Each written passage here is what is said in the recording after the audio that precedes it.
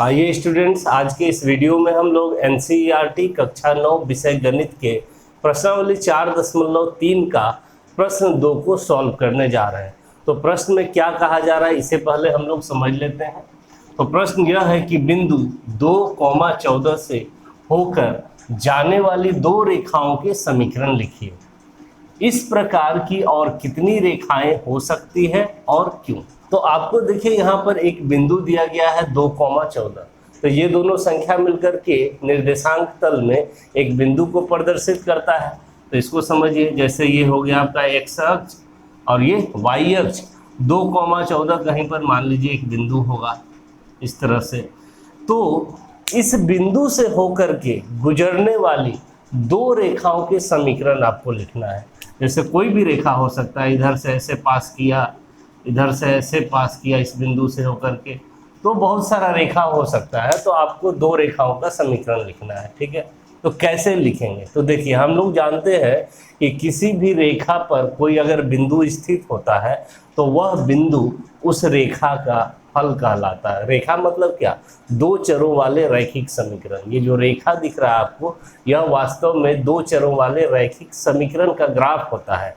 तो इस ग्राफ पर, इस रेखा पर अगर कोई बिंदु स्थित होता है तो हम जानते हैं कि वह बिंदु का x निर्देशांक और y निर्देशांक जो है वह उसका हल है। यानी कि x बराबर 2 और y बराबर 14 इस रेखा का एक हल होगा, क्योंकि इस रेखा पर स्थित है। तो आपको ऐसा दो समीकरण लिखने को कहा जा रहा है जिसका हल ये दोनों संख्या हो, x बराबर 2 और y बराबर 14। तो कैसे लिखेंगे, तो देखिए कोई भी दो संख्या अगर किसी भी दो चर वाले रैखिक समीकरण का हल है तो वह उसको संतुष्ट करता है। और संतुष्ट करने का मतलब क्या होता है कि एलएचएस में बाएं पक्ष में हम इन संख्याओं को रखें एक्स वाई के जगह पे, तो वो दाहिने पक्ष की क्या हो जाए, बराबर हो जाए। तब हम लोग कहेंगे कि वो इसका हल होता है। तो देखिए दो समीकरण के आपसे जितना समीकरण पूछा जा सकता है आप उतना लिख सकते हैं। तो चलिए यहाँ पर हम लोग हल कर लेते हैं। तो लिख लेते हैं बिंदु 2,14 से होकर जाने वाली दो रेखाओं के समीकरण।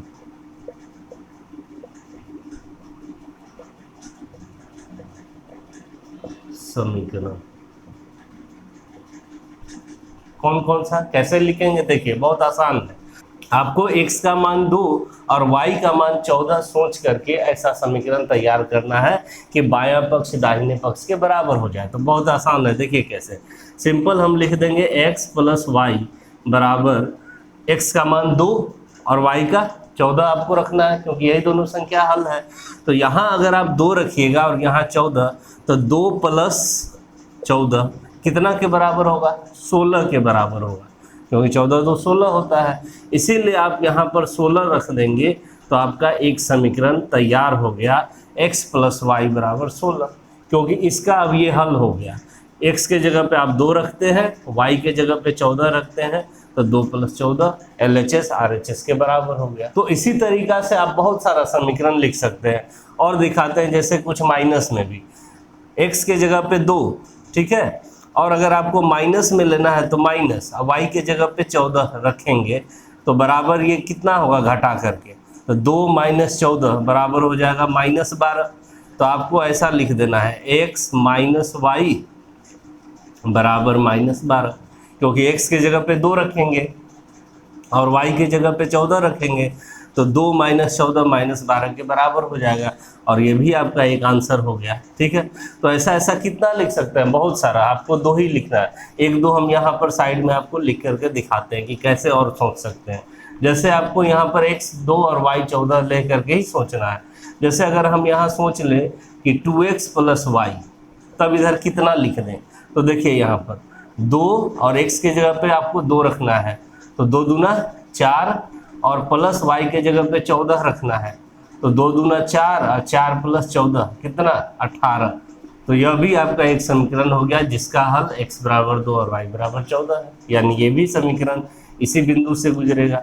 हम x के जगह पे 2 और y की जगह पे 14 रख के हल करेंगे बाएं पक्ष को, तो दाहिना पक्ष के बराबर हो जाएगा। तो इस तरह से बहुत सारा समीकरण आप लिख सकते हैं। 3x + y अगर कर लेते हैं तो 3 दूना 6, 6 + 14 20, तो यह भी एक समीकरण हो गया।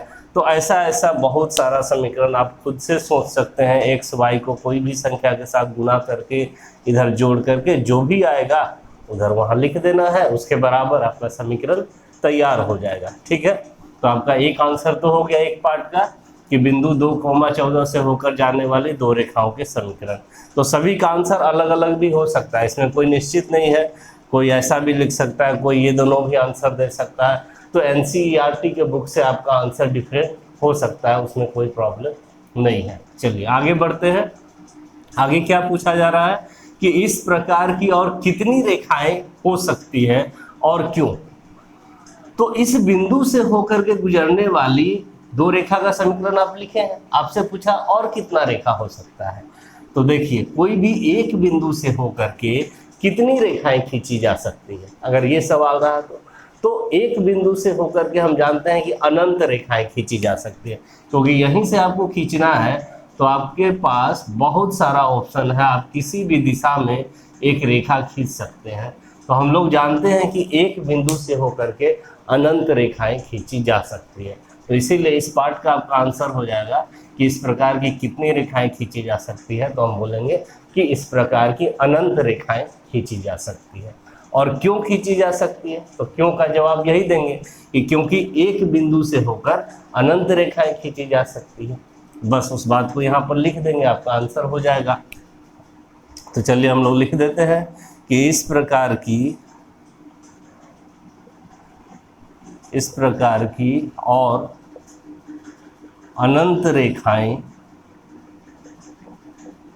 अनंत का मतलब अनेकों, अनंत रेखाएं खींची जा सकती है। क्योंकि क्यों का भी जवाब दे दें, क्योंकि एक बिंदु से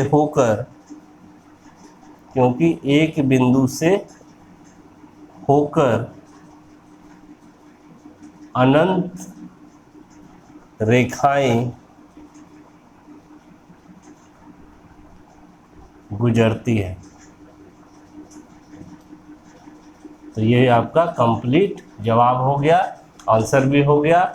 अगर वीडियो अच्छा लगा हो, समझ में आया हो तो लाइक करें, शेयर करें और न्यू अपडेट्स के लिए मेरे चैनल को भी सब्सक्राइब करने। Thank you.